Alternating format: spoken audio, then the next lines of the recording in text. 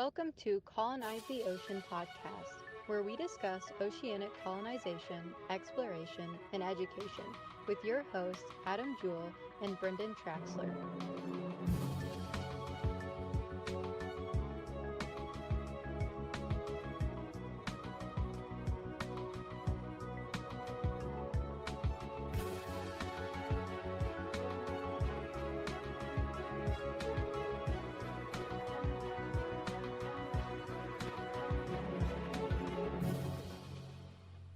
Welcome once again, everybody, to the Colonize the Ocean podcast. My name is Adam Jewell, and with me, as always, is my good friend Brendon Traxler. Brendon, how are you doing today, buddy? I'm alright. We're good. It took you a while to come up with that Yeah, answer. How's the humidity? It's pretty warm down here. We actually had a kind of a gross one today, so yeah, it's like 90s and high humidity. And we're Not expecting not fat guy friendly. Yeah, we're expecting maybe some rain from that tropical storm coming up, getting ready to slam in to Louisiana area down south here too. So Cute.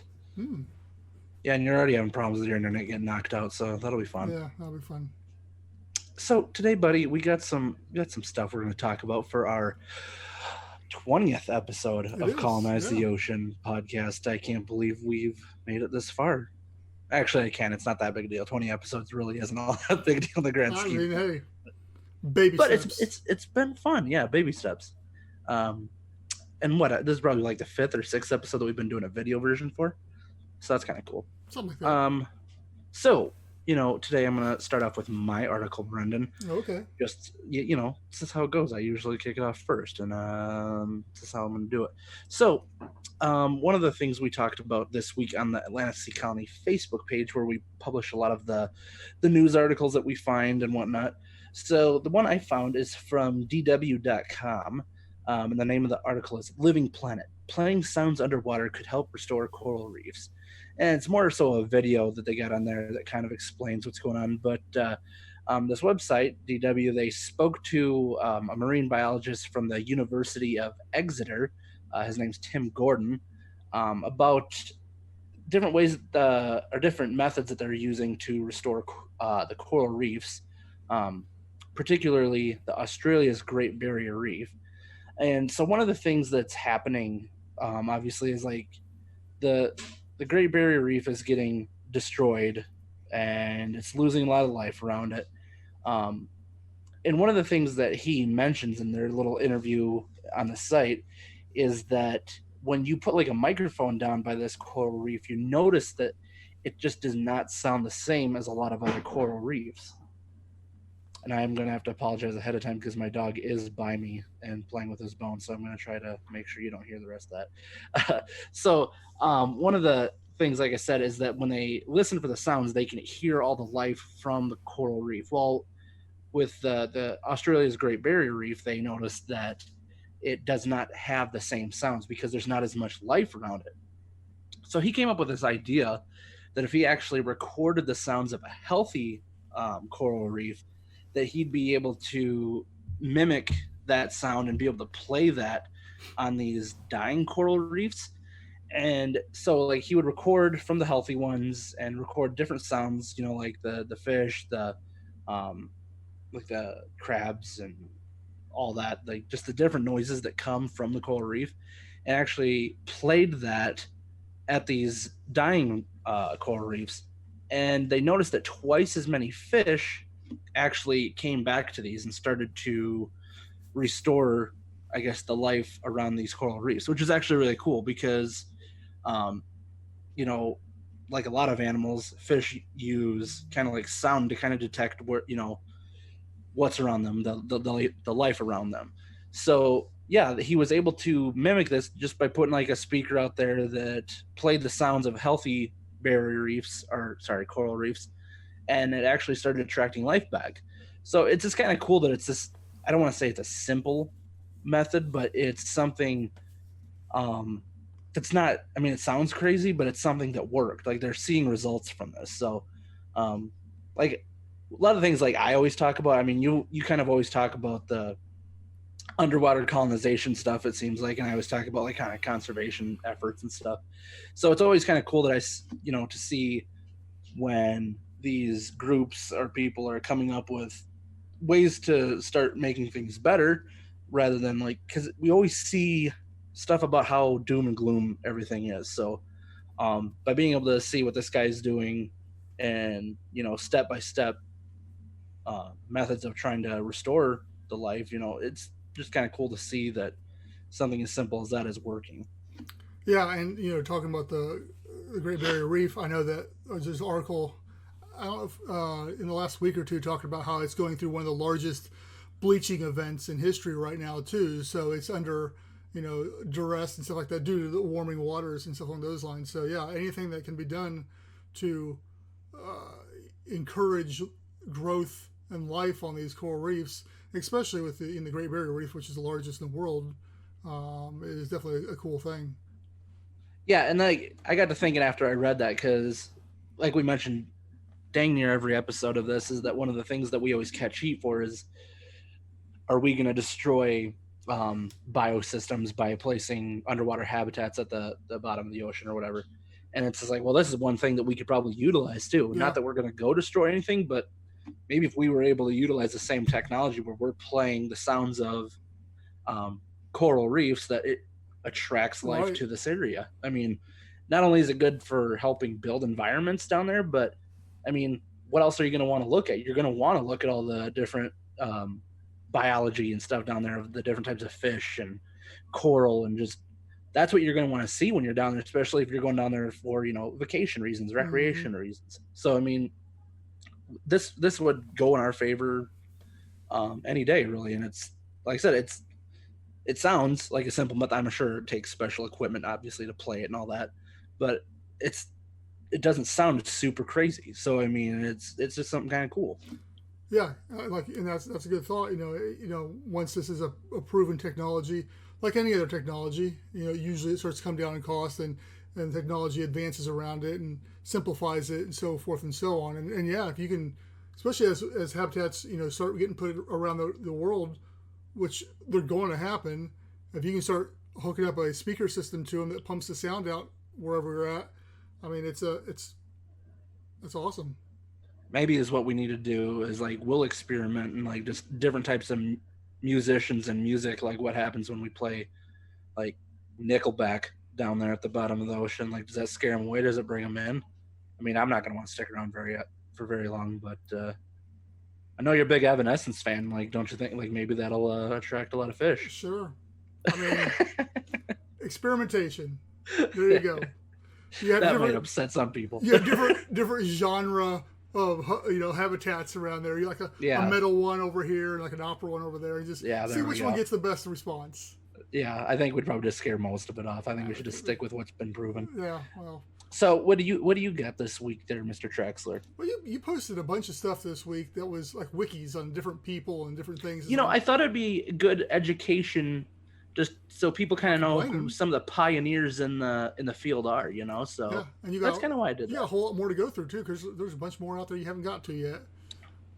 But Graham Hawkes, I'm a big fan of him. Obviously, you had most of the Cousteaus in there. You had Jacques and Fabian. There's a Cousteau in between them. Jean-Michel? Yeah. Yeah. I was gonna say, I didn't post anything about him, but yeah. And then there's brothers and sisters too, but there's other ones out there. But anyway, but the one that, obviously, because I'm big on the underwater habitat field, was the Conshelf 2 one that you posted on there. And we talked about it in, I think our episode 2. 1 or 2, yeah. 1 or 2. We talked about the existing.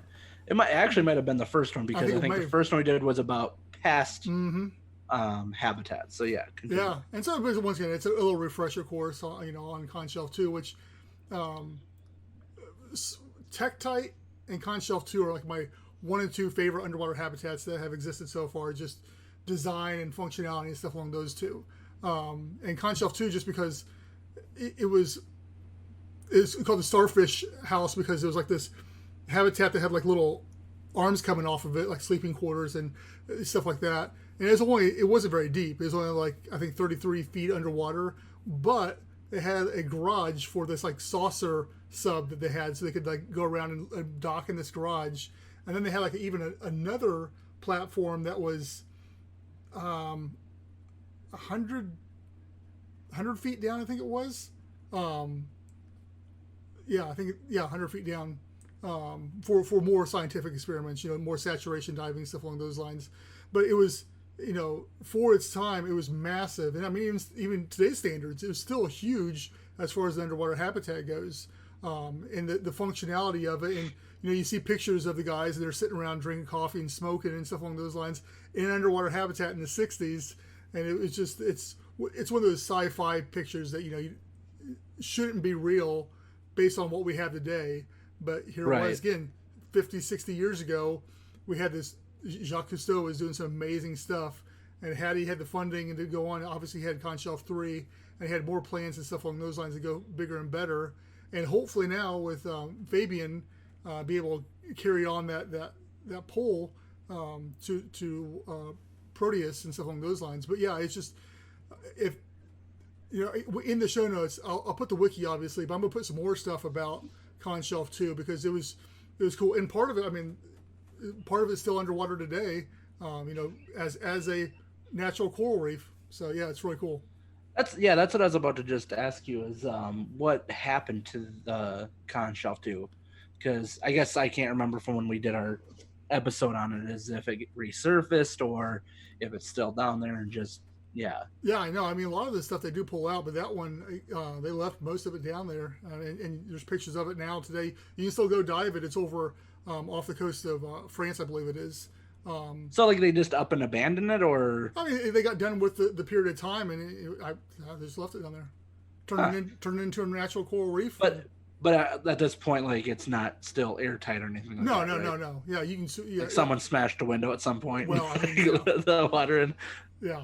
It's just a big metal hull succumbing to the effects of salt water and coral and plant life and stuff like that. But yeah, that would be one of those. It kind of ties a little bit in with like what another article, and I'm not going to go too deep into it, but it kind of makes me think that because we just posted an article about there's this group of people that's setting up like kind of like an underwater art exhibit off the Great Barrier Reef, I believe it was. And so, I mean, in the same sense, it's kind of like that, where it's just like, it'd be kind of cool just to go dive to see a part of that kind of history, you know what I mean? Like where it's still there. And yeah, it's, I mean, obviously not usable, but just kind of be able to see, one of the very first habitats that came to be, really. Yeah, no. And once again, I just awe at the design, of it, and just what it was doing at the time, and the vision that could have been, and that really, is one of those things that spurred on me to this whole journey, because I, as I've said before, I grew up watching PBS specials of Jacques Cousteau and Underwater World and stuff along those lines, and that's really what started that whole love of the ocean and wanting to be underwater, was that whole stuff. So anything Jacques Cousteau related, it holds a special place for me. So I just thought it was a good article from a science, even though the wiki didn't have that much information on it. So that's why I definitely want to put some more stuff out there, because it really doesn't give that much information in the wiki itself. There's no images or anything like that, and you got to see it. So yeah, and we post the wiki, but like you said, there's plenty of places where you can watch videos on it and see good pictures of it. Like you said, there's like kind of those iconic pictures of Jacques Cousteau and his crews, down there just drinking and smoking cigars, which I guess today that probably wouldn't fly, like the smoking part, like in a I'm assuming it's a pressurized area. Yeah. So I can't imagine, like, same reason you can't smoke on planes and stuff. But we'll definitely post those pictures and like that same article, but yeah, get some like better visuals for people to check out.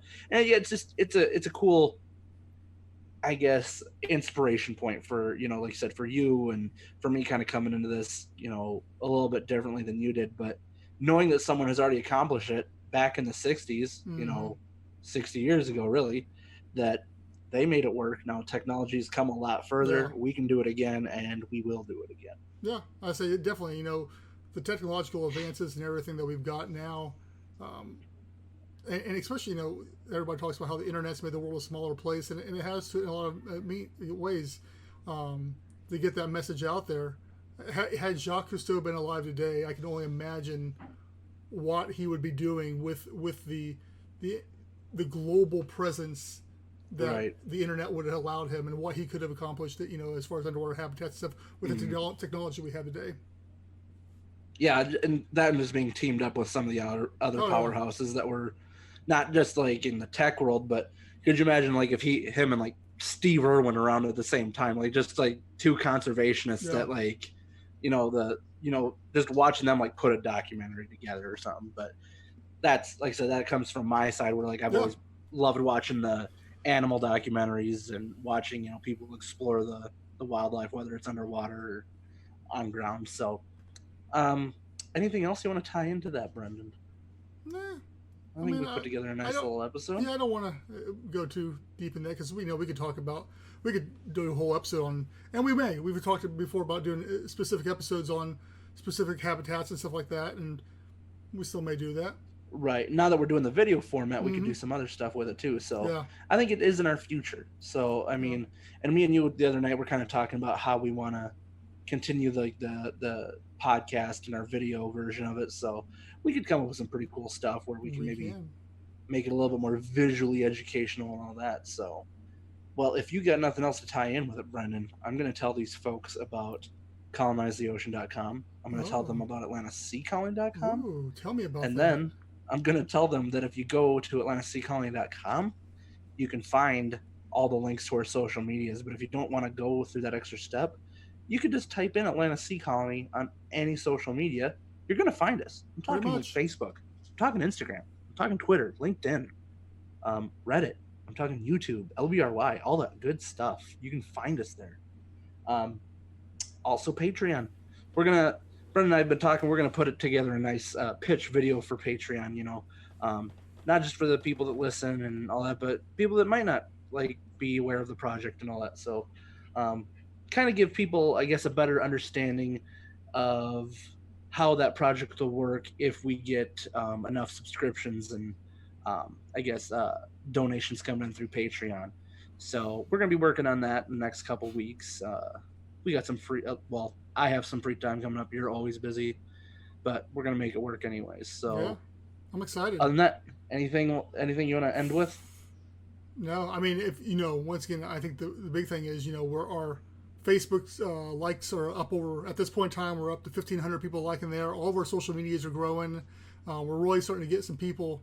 I mean, it's a year ago. Where were we? We weren't even at 200. I don't think so. When I started helping you out. So yeah, it's substantially grown. Yeah. So, and I'm not saying that's all thanks to me, but I'm saying if that's the validation you need. I do need that once in a while. Yeah. So like I say, if you liked one of our social medias, if you like to, obviously hit us up on. The big ones are Instagram, Twitter, LinkedIn, and Facebook are the big four. Right.